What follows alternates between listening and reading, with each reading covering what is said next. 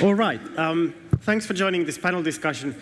My name is Miikka Lehtonen from Aalto University, visiting assistant professor in design business and design business management. So what we have here today, during the next 30 minutes or so, we have an all-star team. And I'm not overselling this. So we have Perttu Hämäläinen, assistant professor from Aalto University, Walid O.L. Sheikh, program manager from Aalto University, executive education, and then last but not least, Petri Parvinen, who is a professor of sales and marketing in University of Helsinki and Aalto University.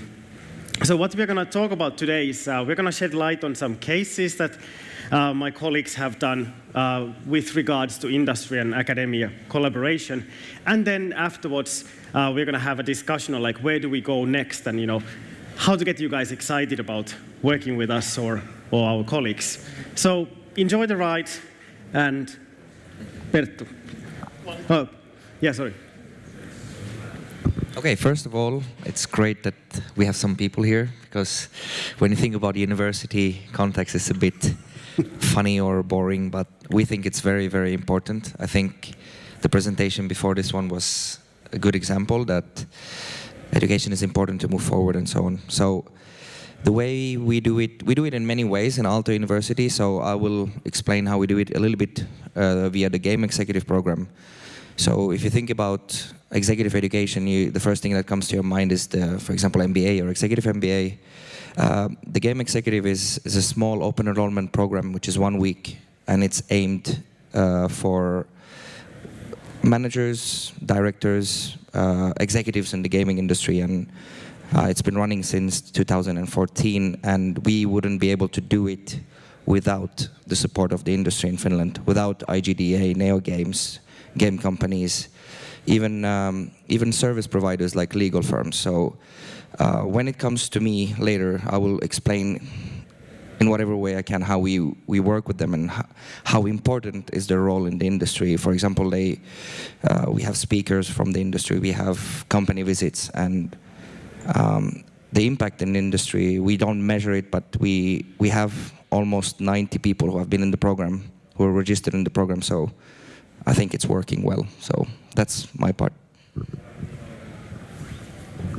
Hey, I'm Petri. So I have a mixed role between Aalto and Helsinki. These are some of my people in the virtual and augmented reality research group that we have. We do user experience and testing. I guess what we do is that we're trying to combine sales psychology in games and then game technology for e-commerce. We're mixing these two areas together, which is a really nice area of research as well. Yeah, I had a couple of things that I wanted to say about what I think university is good for. And I think the first thing is a lot of people are developer types, or they like development, they like R&D. To hire them for a company permanently or get them to take the leap of working for your company alone might be a bit of a struggle. But to get to know them in the university context is somewhere where they're in their comfort zone. So I think people who are looking into doing that are good. Why don't you show the next one as well? We do a lot of algorithm development. So whether it's algorithms on how to import real things into virtual reality environments or do augmented virtuality, or that we do these trading algorithms. So we bring in, this is Media Machine is a good example of a spin-off company that just optimizes budgets across different sales and marketing channels. But the applications that we have for the gaming industry and the kind of work that we do is that we bring in the newest things in e-commerce and then are able to sort of implement those into immersive environments and the kind of business environments that there are in gaming companies. Okay, I'm Perttu Hämäläinen, and I represent the kind of technical and visual computing research. I'm showing 2 example cases from our research. The first one is this that you might have spotted in the media quite recently. And this is actually, although that headline was about Remedy and NVIDIA, it's actually a collaboration between NVIDIA, Aalto, and Remedy. So this is a work of my close colleague Jaakko Lehtinen, who unfortunately couldn't come to this panel himself. And there's a research paper And I would say this project is a kind of classic example of research helping to solve industry problems and explore new technologies such as AI that a game studio doesn't have enough experience about, or where the risks and rewards are so uncertain that the studio cannot yet commit resources. So in this case, there's on the left, there's the kind of reference actor. In the middle is Remedy's old performance capture pipeline, and at the right is the new AI-based automatic performance capture. So the middle version requires a lot of manual cleaning work and a camera rig with multiple cameras. But after a few minutes of training, these neural nets, or training them with a few minutes of data, they can automate and save up to 80% of the manpower, so several man years on the project on a scale of quantum breaks so on. Besides solving problems of existing companies, I must also note that another important role of research at the universities is to feed the startup ecosystem and contribute to new companies and product categories. So this video shows the augmented climbing wall that started as a research project in my group. And now it's also a startup, and the system can be found in over 30 countries. Yeah, this is what I had to say. So Mika, go on. Thank you. I have thank you, gentlemen. Could you actually, you showcased some of these projects you've done with the industry. Could you start? Could you describe a bit, how did you start? How does the collaboration start?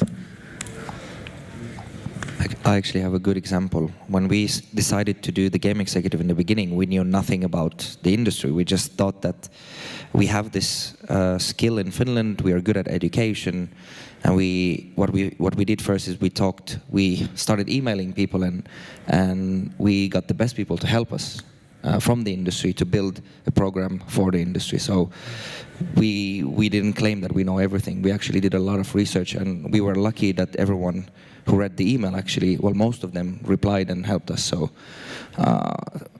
So to answer your question, we actually approach people if we have something very cool, but sometimes they approach us when they have something that they would like to explore. One good example now, I talked today with Arja Martikainen, who was actually speaking here, and we talked about product management in games. It's a very important topic, and we're thinking to do a new program or a spin-off program, just focus on that, and we know how important it is for the industry in a way. So that's how it goes.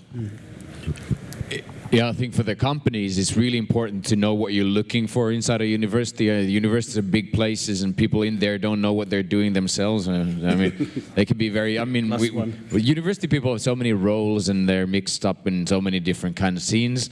It's important for the companies to know what they're looking for. I listed some things that I think are useful for companies to turn to universities about. I think the first is ethics. I think a lot of gaming companies need a little bit of support in getting the ethics right, and a lot of gaming companies with really healthy exits have been, sort of trying to be good corporate citizens and try to be good individual citizens after that, knowing that they earned a lot of money by addiction.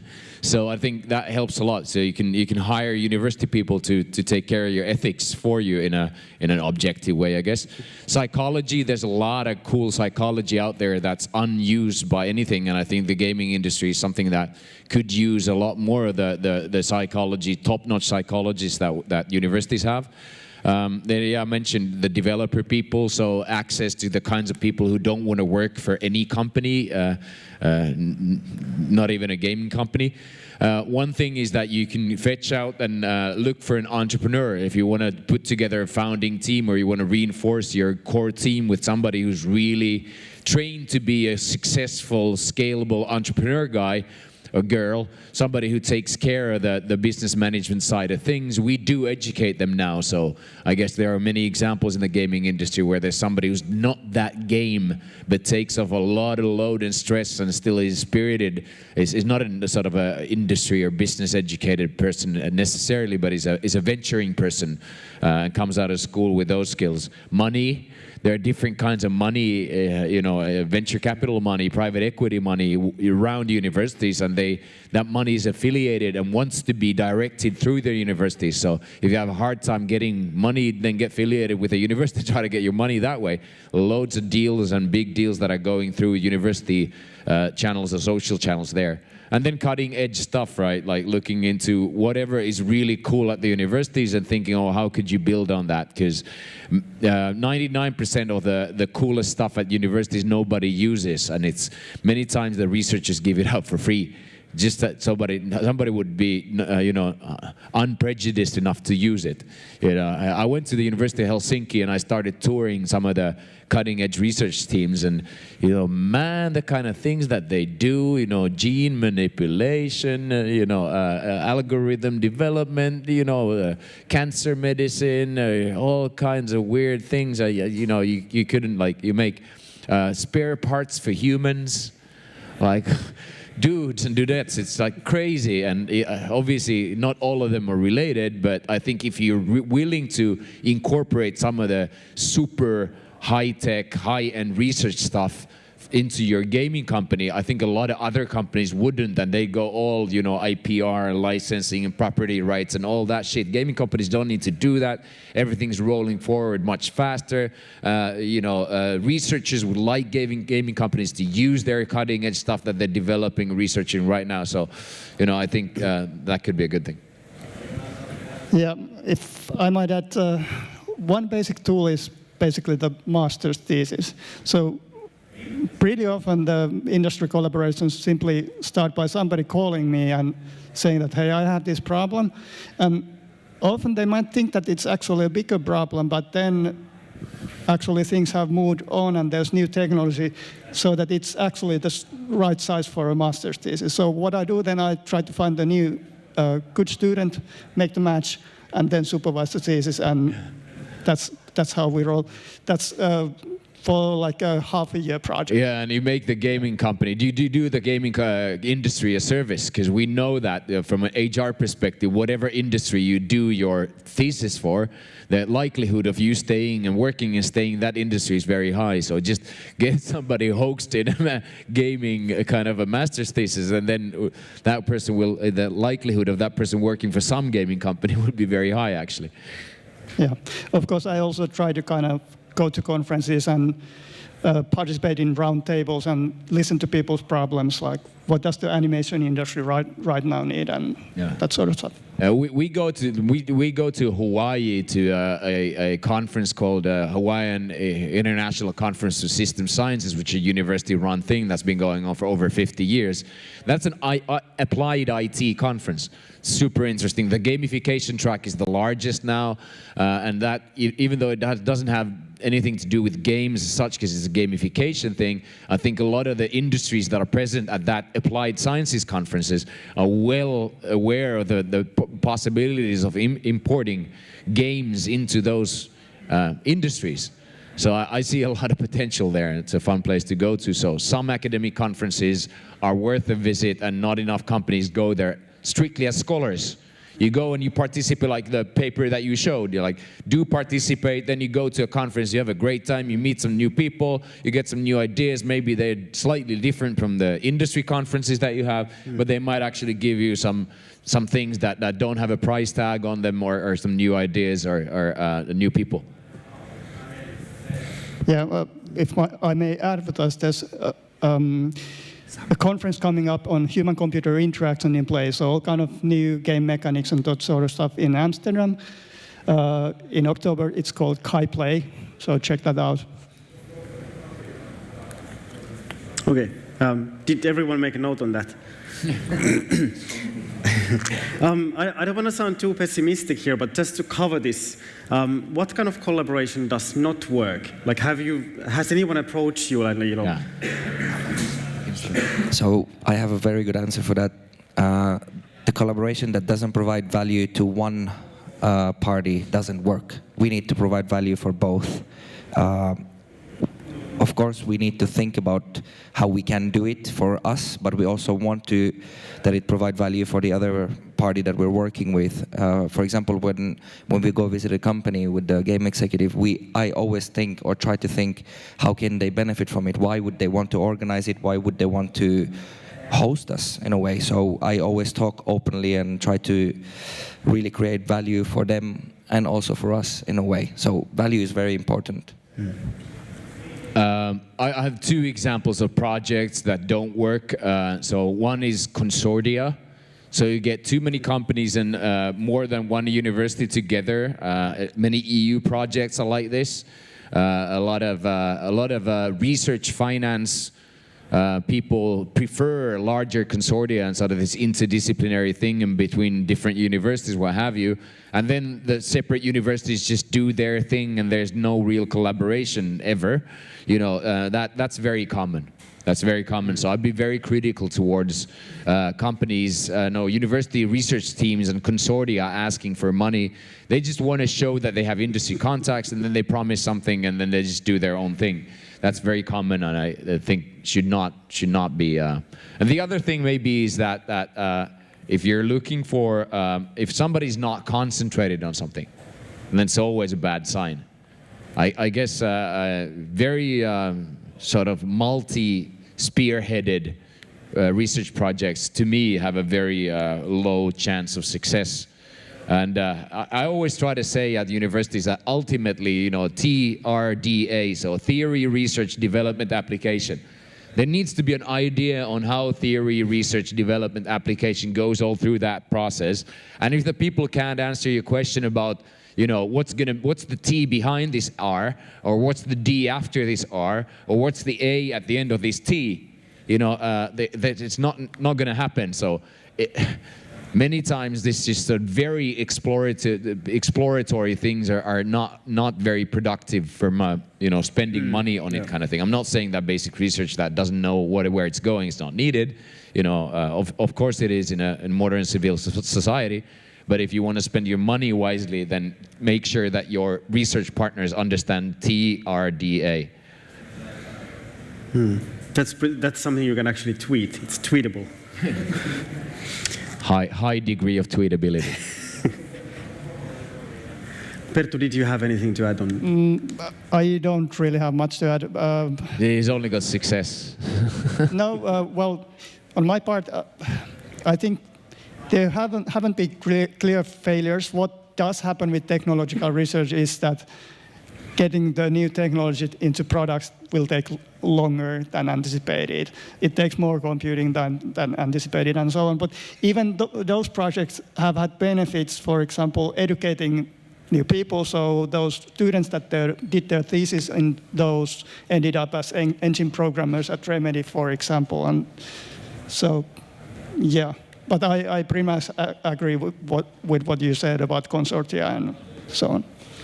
Yeah, and I have one thing to add is that in Aalto, for example, we do want to collaborate with companies, but we are also picky. We do say no sometimes to unreasonable or unrealistic projects, especially like in a project that is supposed to be a research, like Petri was saying, but it's focused on marketing. We want to have a market research or something like that. Especially in product development, we have a course which is amazing. We've been running it for 20 years, PDP, and it's product development project, and it's very focused. They do say no to a lot of companies, and these companies actually pay us, so we actually say no to money, but because it doesn't fit. It has to fit, and it goes back to the value that the projects have to be something that our students will benefit from, in a way. I forgot what I was supposed to say.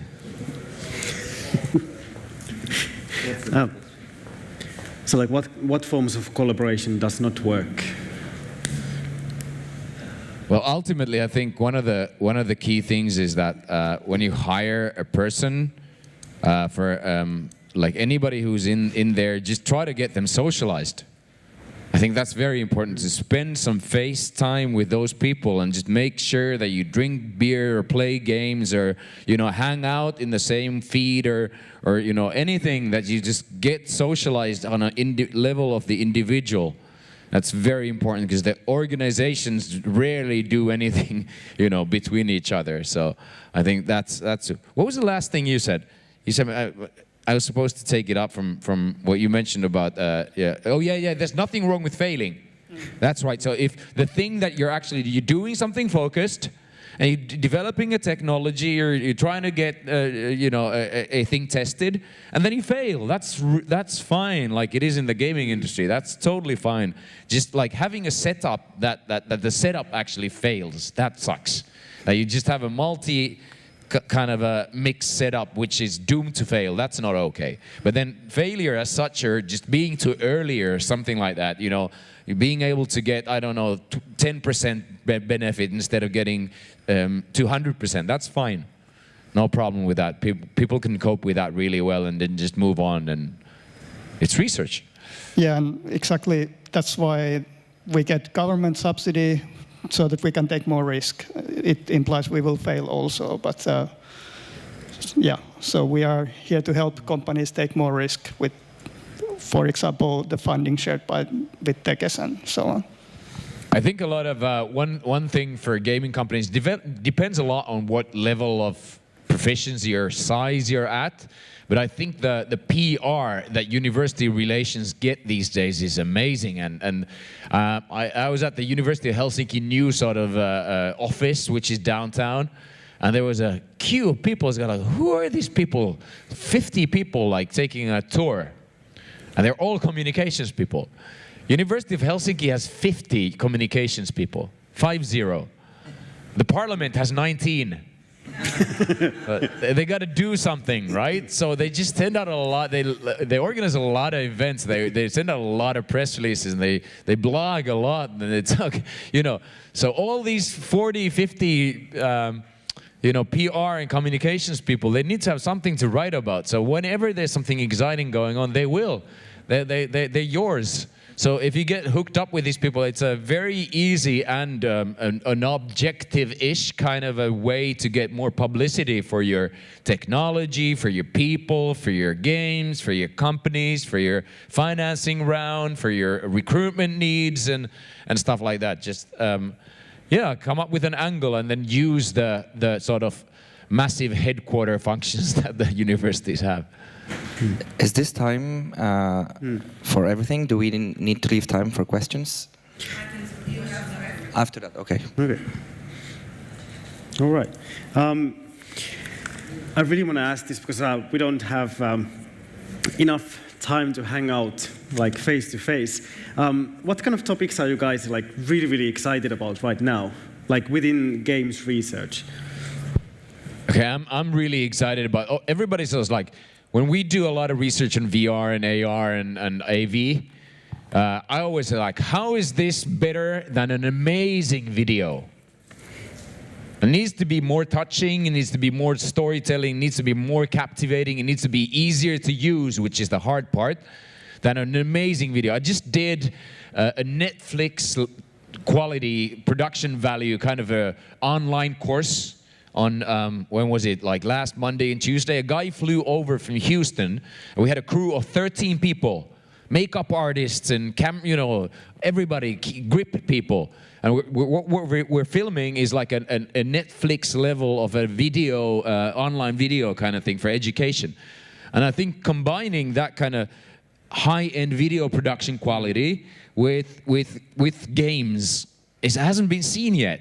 I mean, it needs to be somehow embedded or something. That's I'm super excited because I think a lot of times just 3D, VR, AR just can't beat video.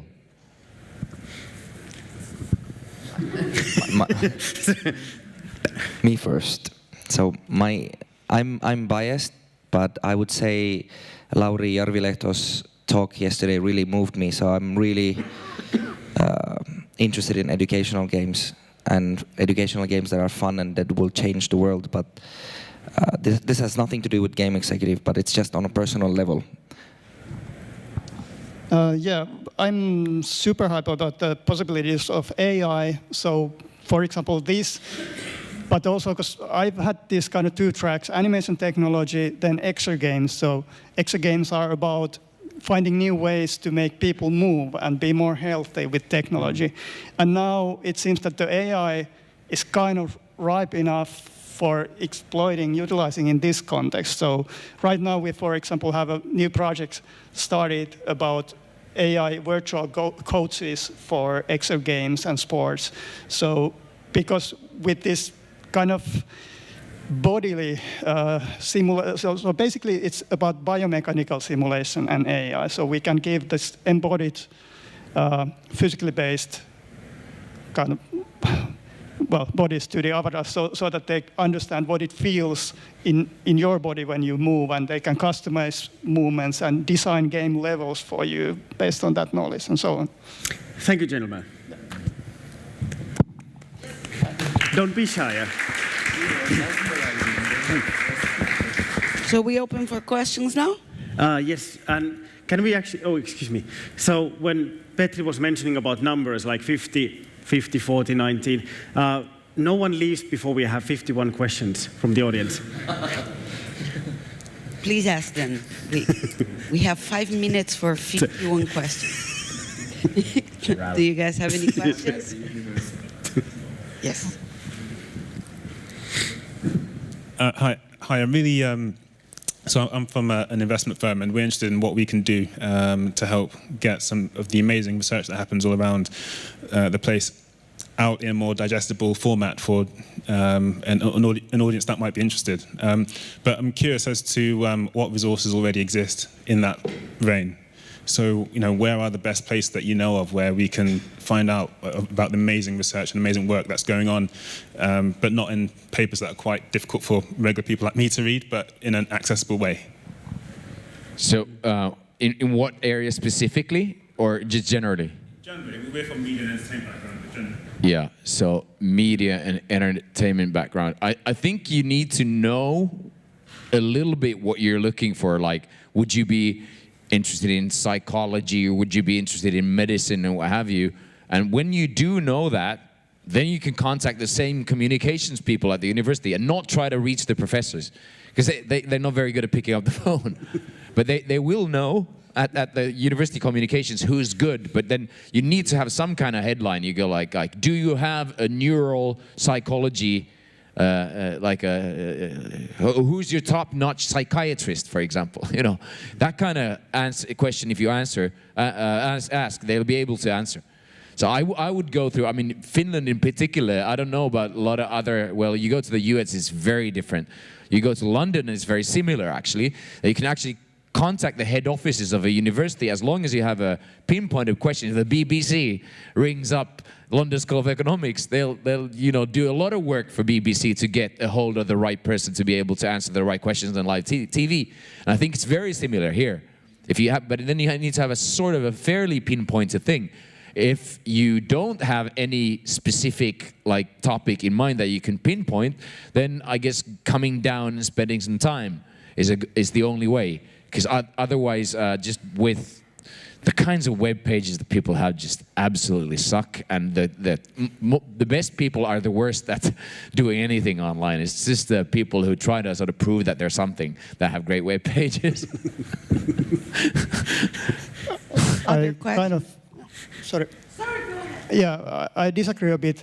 I tend to answer the phone. I never answer email. So please call me instead of emailing if it's important.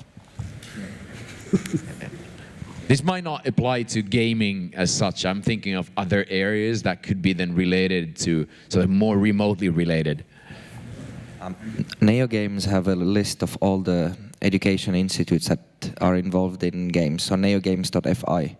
So it's just a practical source. Yeah, that's a practical. You can find them all. In Finland? Just don't kill them all. Yeah, Neo Games, yeah. That's right. Yes. What about econometrics? Are there collaborations? Econometrics. Econometrics between academia and games.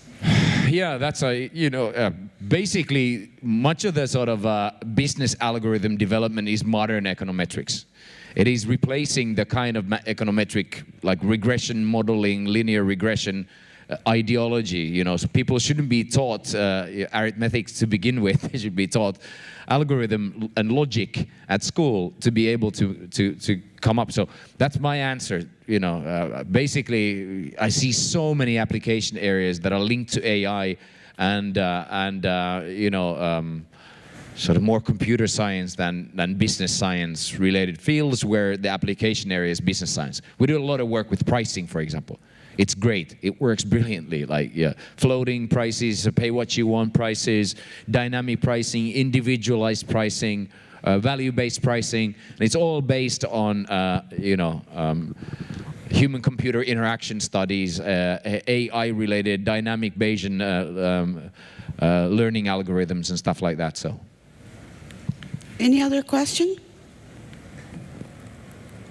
If not, I have one. I used to teach in the university here in Finland, and my question is, did you find a lot of resistance while working with the companies? Not from the companies themselves, but from your colleagues at the universities?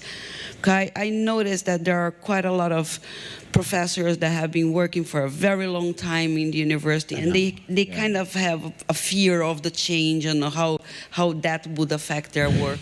Here, for gaming, no. For sales psychology, sure. In the US, definitely. You go to Stanford and you say you're a sales professor, and they look and go like, that's not possible. You know, you go like, I'm a marketing ethics professor. Oh.